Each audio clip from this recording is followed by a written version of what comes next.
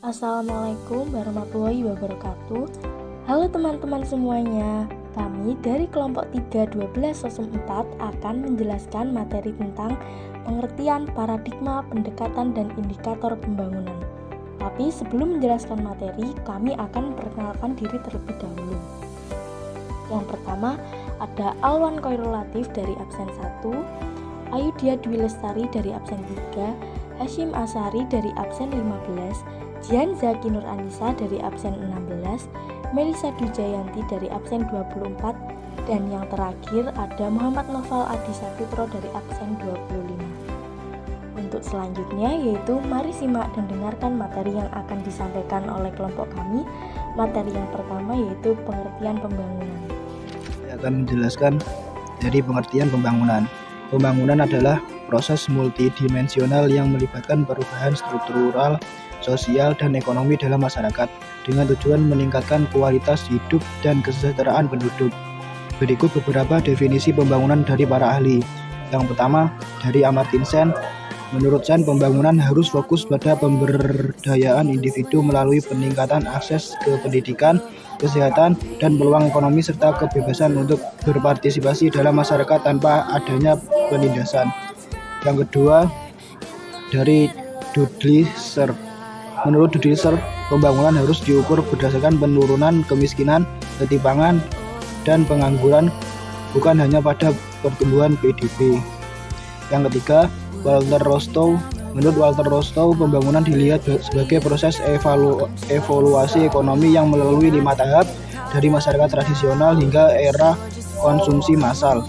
Rostow menekankan pada industrialisasi sebagai kunci pembangunan ekonomi. Yang keempat, dari Mahbub ul Haq. Menurutnya, tujuan utama pembangunan adalah untuk menciptakan lingkungan di mana orang dapat menikmati hidup yang panjang, sehat, dan kreatif. Dan yang terakhir dari Jeffrey Sachs mendefinisikan pembangunan sebagai proses kompleks yang melibatkan perbaikan kondisi ekonomi dan sosial yang memungkinkan orang untuk mencapai potensi mereka. Paradigma pembangunan. Paradigma pembangunan merujuk pada kerangka pemikiran atau model yang digunakan untuk memahami dan menerapkan pembangunan dalam masyarakat. Seiring waktu, paradigma pembangunan telah berkembang sejalan dengan perubahan pemahaman tentang apa itu pembangunan yang efektif dan juga berkelanjutan. Berikut beberapa paradigma pembangunan yang telah muncul dan berkembang sepanjang sejarah. A. Pembangunan ekonomi tradisional.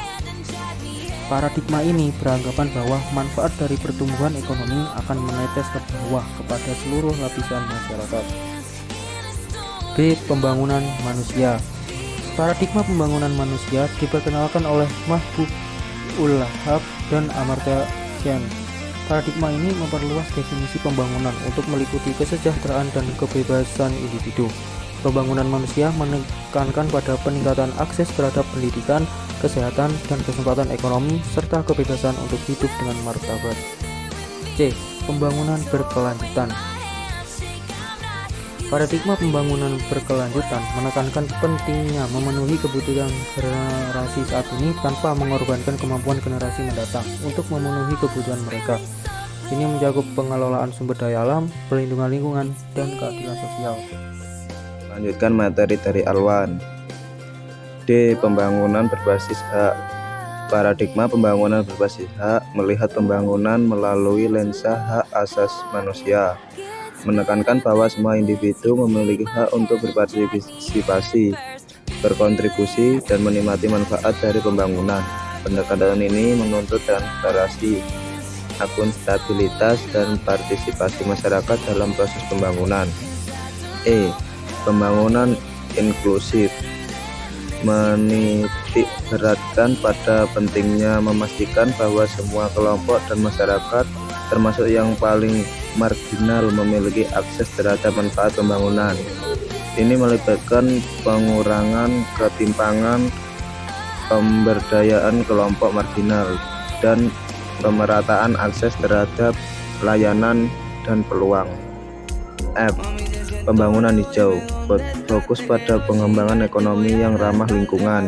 Paradigma pembangunan hijau berusaha menciptakan pertumbuhan ekonomi dan meningkatkan kesejahteraan sambil meminimalkan kerusakan lingkungan dan konsumsi sumber daya alam. Materi selanjutnya pendekatan pembangunan. A. Pembangunan berwawasan kependudukan. Pendekatan ini mengintegrasikan isu-isu kependudukan ke dalam perencanaan dan pelaksanaan kebijakan dan program pembangunan.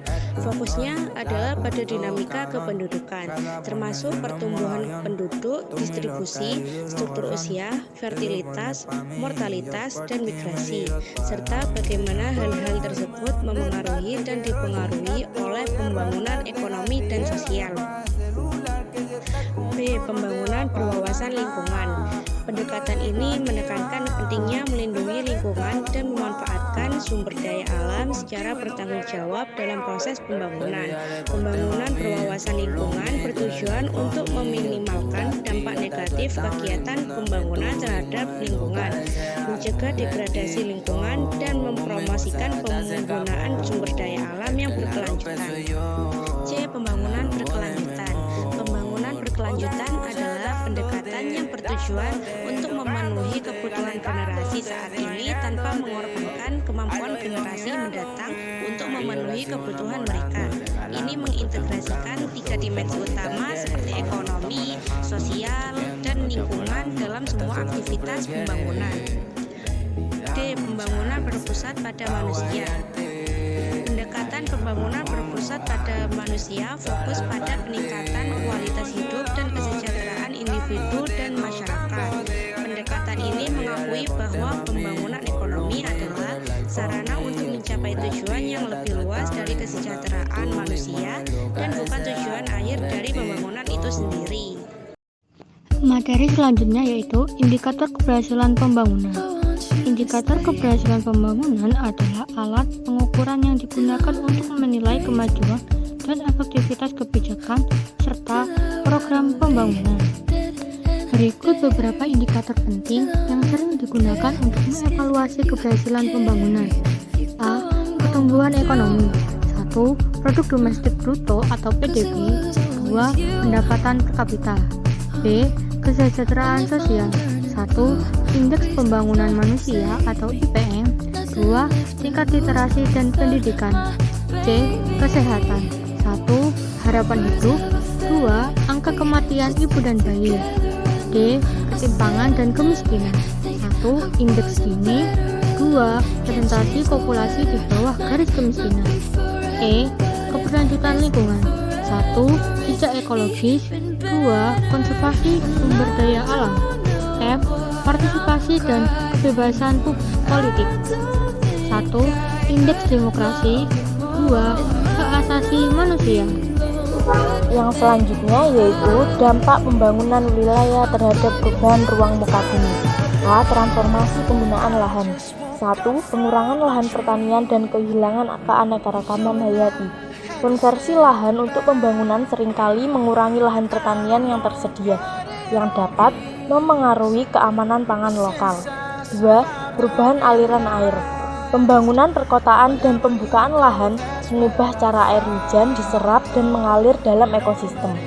Peningkatan permukaan yang kedap air seperti aspal dan beton mengurangi infiltrasi air ke dalam tanah, meningkatkan resiko banjir dan mengubah regimen aliran sungai. 3. Pemanasan perkotaan.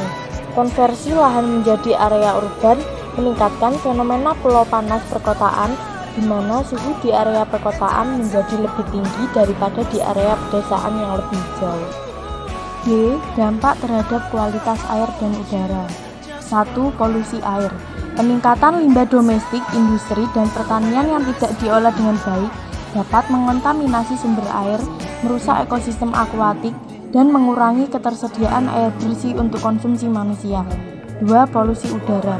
Emisi dari kendaraan, industri, dan aktivitas konstruksi menyebabkan peningkatan polutan udara seperti partikulat, NOx, SOx, dan CO2. C. Perubahan sosial, ekonomi, dan budaya. Pembangunan wilayah tidak hanya mengubah lingkungan fisik, tapi juga struktur sosial, ekonomi, dan budaya masyarakat sebagai berikut. 1. Urbanisasi dan migrasi.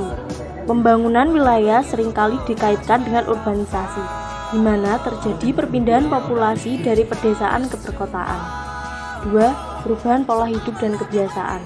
Pembangunan wilayah mempengaruhi cara hidup masyarakat, termasuk pola konsumsi, transportasi, dan interaksi sosial. Hal ini dapat menyebabkan peningkatan konsumsi sumber daya, perubahan dalam tradisi dan nilai budaya, serta meningkatnya kesenjangan sosial. 3. Tekanan terhadap sumber daya lokal. Peningkatan aktivitas dan populasi membutuhkan lebih banyak sumber daya, seperti air, energi, dan bahan mentah. Hal ini dapat menempatkan tekanan berlebihan pada sumber daya lokal, mengancam keberlanjutan lingkungan dan ekonomi lokal.